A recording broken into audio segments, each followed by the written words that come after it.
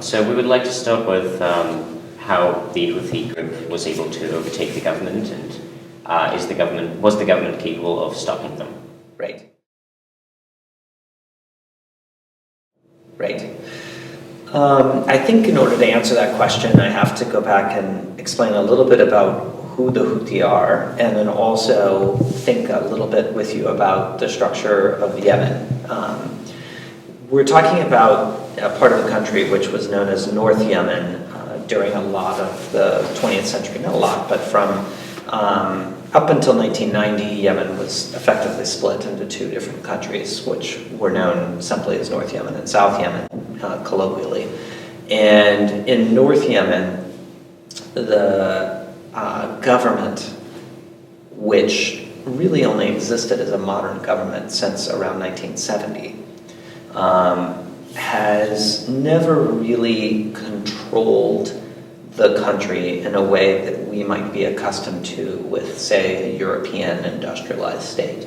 And this is a familiar conversation, I would say, for many countries in Africa and in Asia, where there was never the establishment of state control and state power in the post-colonial era, the way that we are familiar with, say, the French government controlling France or the United States government controlling the United States. It's not a value judgment or anything. It's simply a different way to understand politics within a given country.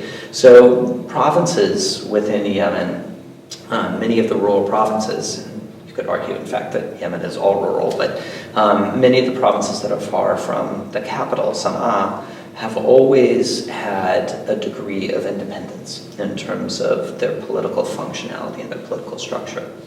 And the way that the government, the national government, manages that is to some degree negotiation, to some degree cajoling, to some degree patronage. Loyalty equals funding or support for this project or that project. The Houthi are basically the latest iteration of the political autonomy of northern provinces, north of the capital of Sana'a. Prior to the Houthi, there had been other groupings of clan leaders that had come together in various guises to essentially advocate for their own affairs within the national space of Yemen. What makes the Houthis different? Not so much the Shi'i-Sunni split, although that's there, but that's always been there. And it's important to note that Zaidi Shi'ism, which is the variant of Shi'i Islam, which is present in Yemen, is actually not that far removed from Sunni Islam.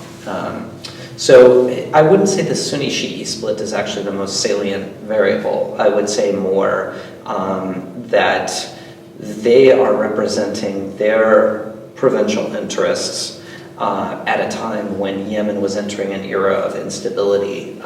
Yemen's particular political dynamic got shaken up a fair amount by international pressures, by Al-Qaeda, by U.S. involvement in the war against terrorism, and those pieces introduced or internationalized Yemen's political processes. And as a result, things became destabilized in a way that they haven't been since 1970. And in this past 15 years, things got destabilized more and more, and the Houthi were able to take advantage of that instability, move in, take over large parts of the country. On which basis initially did Yemen separate? Because, as you said, there were two Yemens, so if it wasn't religion, what was it? Right. It was colonialism. So North Yemen is the mountainous interior of Yemen. It runs along a north-south axis on the Arabian Peninsula, at the corner of the Arabian Peninsula, the southwestern corner. So it's kind of this mostly this mountainous region. And that had been primarily independent. There had been some periods where the Turks had controlled it during the Ottoman era, but mostly it had been independent, and it was independent from the end of World War I onward. A civil war occurred in the 1960s, and as a consequence of that civil war, Yemen adopted a more traditional Republican-style government, which came into power and began to modernize the country and establish a modern bureaucracy, while still having to kind of negotiate with the provincial powers that be.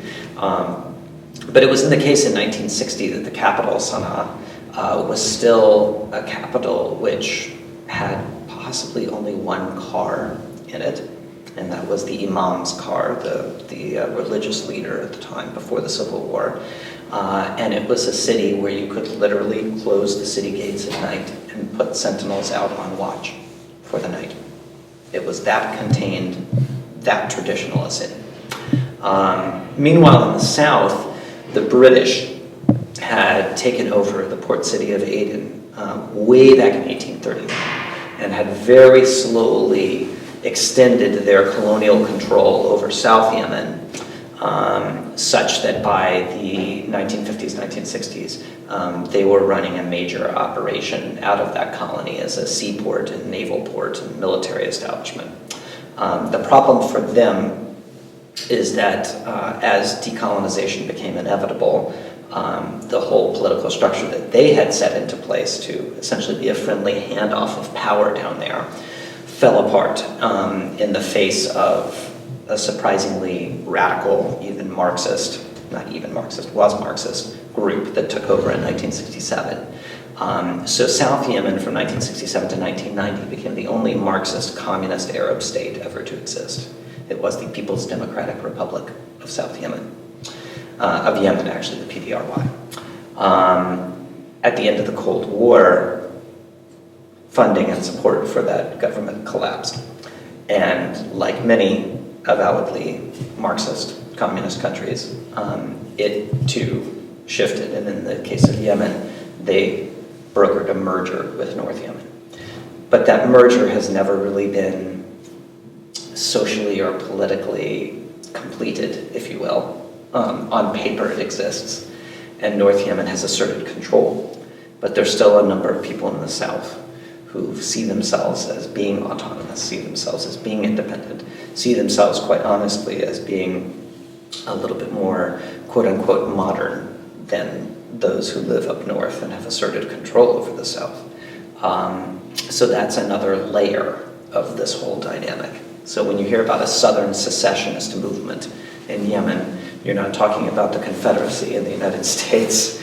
You're actually talking about old communist, socialist leadership that wants to reassert itself in the face of all of this chaos that is unfolding.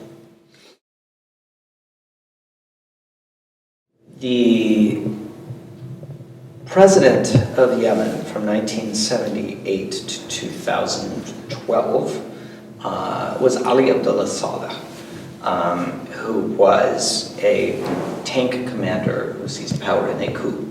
Okay.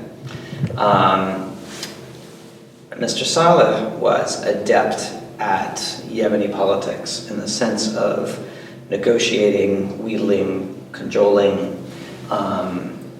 establishing a kind of patronage arrangement of loyalty in response to support, financially, whatever, for projects within the provinces. And so he was adept at that piece. He himself has a northern tribal background to him, and that helped. He could maneuver within that milieu successfully. But international elements that I mentioned earlier started coming into the equation. So, for example, Yemen rotated onto the UN Security Council in 1990, 1991, right when Saddam Hussein invaded Kuwait. So Yemen was the only Arab country on the Security Council when it came time for a vote authorizing the use of force to push Saddam Hussein out of Kuwait.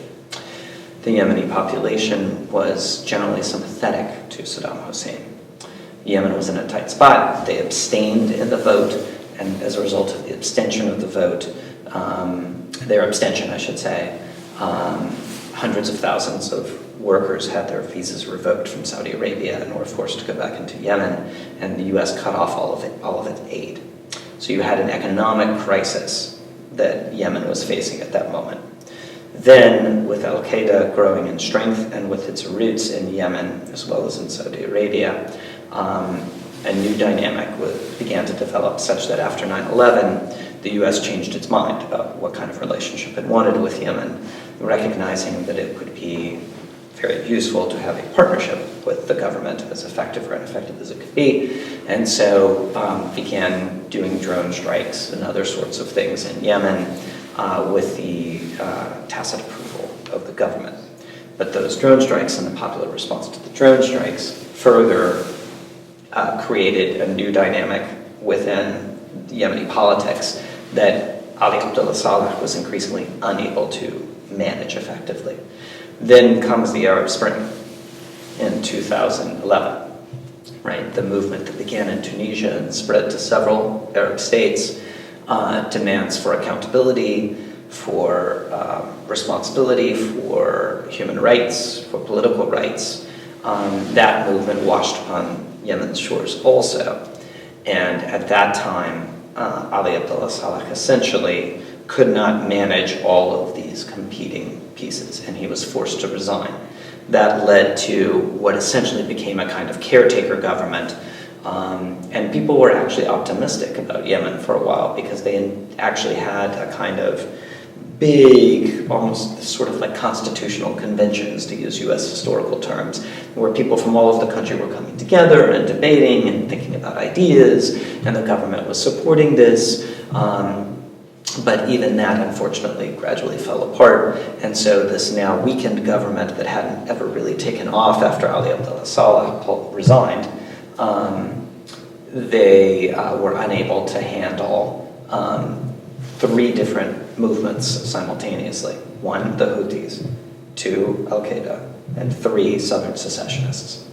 The government was not able to manage all of that. And that's where we are now, with all three in play. Right. So I think there are a few reasons for this. One is that no matter where you stand politically, Yemen is potentially one gigantic humanitarian and refugee crisis. And because of that, you have, for its immediate neighbors, a crisis that they are going to have to confront, with literally people fleeing across borders, which has already happened. Excuse me. Additionally, to the extent that Yemen continues to harbor and support terrorism, which could be manifesting itself around the world, then it becomes an international concern for those who are the targets of that terrorism. And third, I don't know whether there's even a third. I mean, I think those are the two realist political arguments. Okay, so then you, of course, have the ethical question of when you intervene out of a moral duty about a crisis within the international order, okay? Which I'll set aside for now, but which I think is a very valuable question to ask. Compounding Yemen's current troubles is that they're running out of water, to be blunt. Yemen used to be self-sufficient back in the first part of the 20th century, for example. Arabia Felix was what it was known as, even in the classical era of world history, because the monsoon rains actually brush by Yemen on their way to India. They're most famous in India, but they brush by Yemen, and because of the mountainous terrain, there's actually a rainy season in Yemen, and there are terraced agricultural plots, etc. For a variety of reasons, those have fallen apart. So Yemen has engaged since 1970 in a very extensive process of drilling and draining non-renewable water aquifer supplies.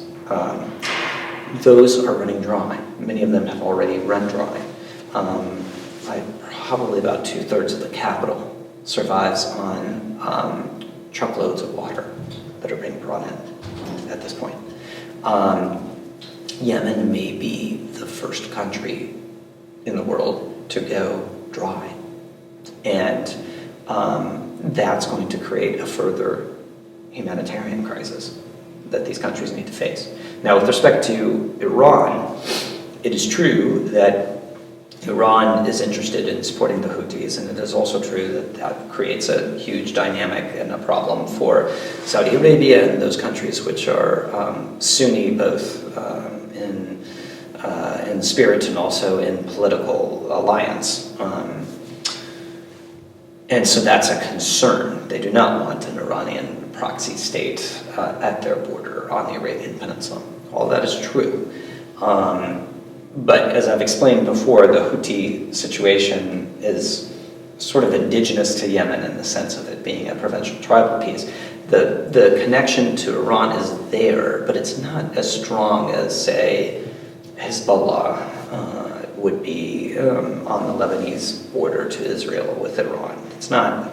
The Houthis would function independently without Iranian support. Does that make sense? Because they're a local, homegrown movement.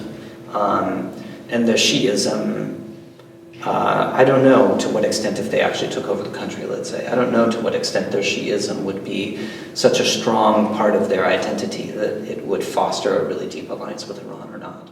I'm not really. So what does the US stand in the crisis then, if they are remaining not that active? And what are the possible ways of them being involved in the crisis? I think the United States is, I'm guessing that various people in Washington are pretty desperately trying to assess and reassess the situation. Clearly, our foreign policy objective would be to bring stability to Yemen, and stability in such a way that counters any support or growth of terrorist movements there. Okay, so the fact that Al-Qaeda has taken over a port city in Yemen, for example, is going to surely be highly dismaying to people in Washington. I'm not clear that they have a sense of what the best move is. I'm guessing that they are in good conversation with Saudi Arabia. But Saudi Arabia has been acting with some degree of independence of late vis-a-vis the United States. And there's some tension there now in a way that hasn't been since the 1930s, since the establishment of the Saudi Arabian state. There hasn't been tension like we're having right now. Now these are tension among allies, but nonetheless there's tension, which suggests that the United States is not necessarily so approving of Saudi Arabian strategy. But then we just have to keep remembering that Saudi Arabia's foreign policy choices and its options that it wants to pursue are going to be somewhat different than the United States. Allies have different foreign policies.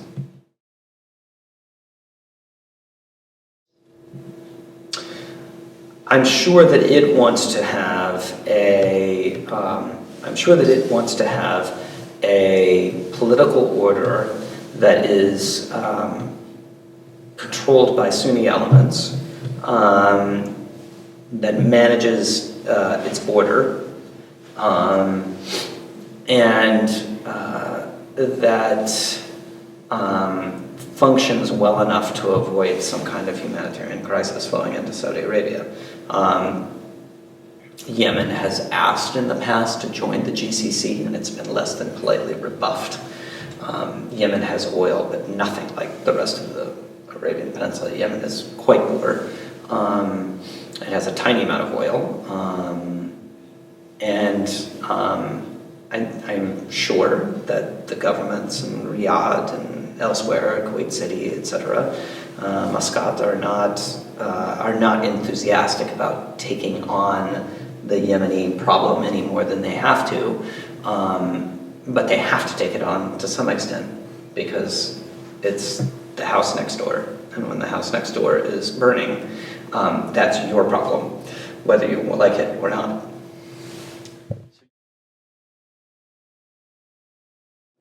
You mentioned that at the time of the initial merger there was excitement about the new country. So right. What went wrong with this excitement and why the merger didn't went well? That's a great question. I think that it's interesting because even though it was a communist country in South Yemen, they never really got rid of their own clan ties and tribal ties and whatnot, and you sort of saw it through their little Politburo and all of these other sort of machinations during that time. You saw those kind of ties coming through. I think the vote in 1993 did not go the way the Southerners wanted, and just numerically, I wasn't surprised by the vote in the sense that the Parliament, as voted in 1993, was dominated by Northerners. And I'm not surprised by that. Most of the people live in former North Yemen. So I think what the people from the South who were actively part of the transitional government were expecting was some kind of ongoing special status that would have been negotiated post-merger to give them a higher degree of control than they had. So that's one piece. The other piece is that Ali Abdullah Saleh remained president of the United Yemen. The former president of South Yemen became vice president. And Saleh did not change his style of governing. And that was not to the liking of Southern politicians. So the executive power really didn't change at all. And then the legislative arrangement did not end up being what the Southerners were expecting. And so then things started to go downhill.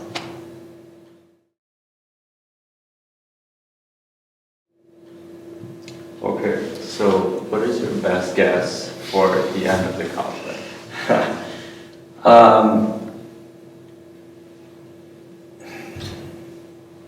There have been a lot of dreams about Yemen over the past 20, 30 years, about hopes that have come and have gone.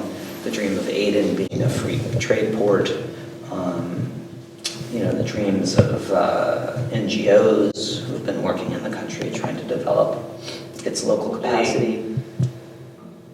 Yemen might be heading toward some sort of arrangement where they might function less as a modern state and more as a kind of unincorporated province, if you will, of the Arabian Peninsula, than in the sense that it's hard for me to imagine that the international elements that are now fully engaged in Yemen are really going to be able to just pull out and then magically a functioning, strong government is going to take its place, particularly given the environmental catastrophe which is being predicted within the next 10 years in Yemen. People don't like talking about international trusteeships or things like that because it sounds colonial. But I could see in the best case scenario some vision of an end to the conflict and some form of maybe UN trusteeship over the area, at least temporarily, to try to establish a stronger political foundation for the state. There's potential. It's in a strikingly strong location, but it's surrounded by some tough neighbors on the African side and some pretty stalwart neighbors on the Arabian Peninsula side. And so it's hard to envision a strategy which doesn't involve heavy international and ongoing intervention at this point. I would have said 15 years ago that I would have thought Yemen would have been able to survive pretty well. And then even a few years ago, people were confident, but I'm not quite sure how we recover easily from this. Okay, thank you so much for your time and attention. Thank you.